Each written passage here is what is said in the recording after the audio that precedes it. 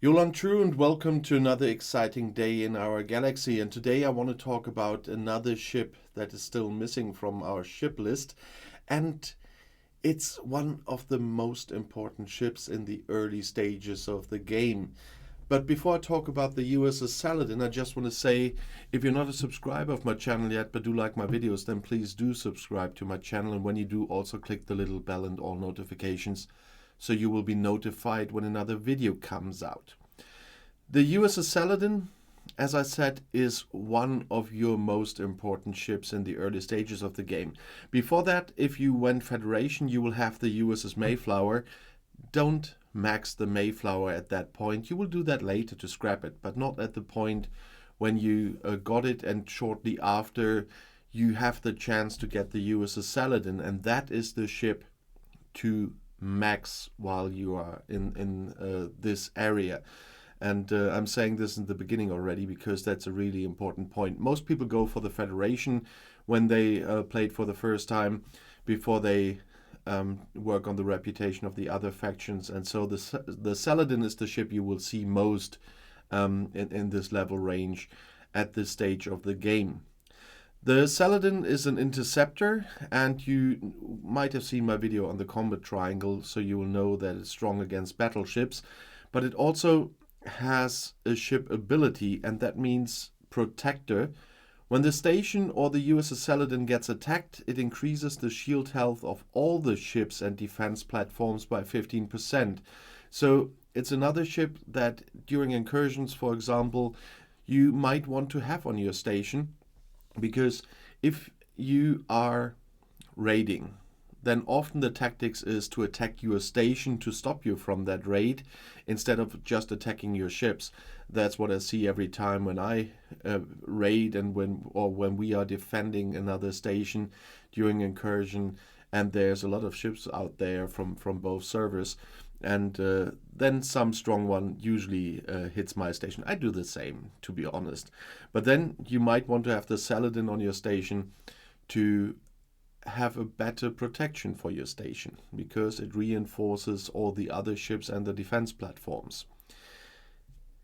It also has Relentless Assault once it's unlocked, and in this case we quickly have to go to my station and to the armory, because you get that for free once you have leveled up your armory. You can see it in the details of the armory that for level 26 you get for the Mayflower, D3 Legionary, and for level 28, when you have the armory on 28, you get it for the Saladin, the Bortas, and the Centurion. After that, there are some ships missing, but at least for the Saladin you get it for free, and it's sometimes quite helpful. It's not the video on going on the details of the Relentless Assault, but it's sometimes quite helpful. Although I didn't want to go back to the ship first, we want to talk about how to get the Saladin, and for this we need to go to the faction store. And here, when you look at the Federation faction store, you see the Saladin, and here you can buy the blueprints for 200 faction credits each, and 10 chests for 2,000. So you can either buy 1, 5, or 10, depending on the amount of credits that you have. You can also grind Saladin parts, but it's in level 29 to 40, let me have a look, 46 systems, and you usually need the Saladin to grind in those systems, so it's easier to get it via the faction store. And 200 is not bad. I mean, at that stage of the game you probably will feel it's expensive, but now I'm working on the Vorcha and getting the blueprints there. They cost 3,000 each, and the Saladin only 200 each. If you want to know about the different costs, the credit costs for the different ships, by the way, there's a list in the database on my viewer Discord. So just for people who are interested, the 100 for the Saladin cost 20,000. I have to pay 450,000 for the Vorcha. So there will be some differences with the ships, and there are some very interesting differences between the uncommon ones and the rare and epic ones. And from the stage of 4-star ships, from that point, I really suggest not to get the rare and the epics, because the next uncommon one, the 5-star, what I'm working on at the moment, is much cheaper and stronger. So you might want to do with your 4-star uncommon one until you get the 5-star uncommon one. That's at least what I did. And I had to get the Corinar because of the Borg cube, but that's a different story. But I wouldn't have gotten it without the Borg cube, I'm honest.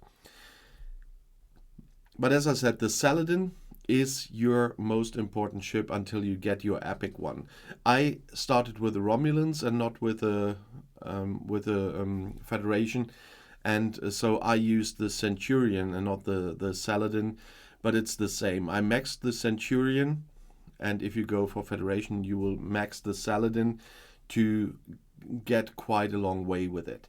And until you have the first epic 3-star ship, by the way, I forgot to say the Saladin is an uncommon 3-star ship, that until you get the epic one, your first epic there, the Saladin will do a very great job. And so it is the ship in that time to max.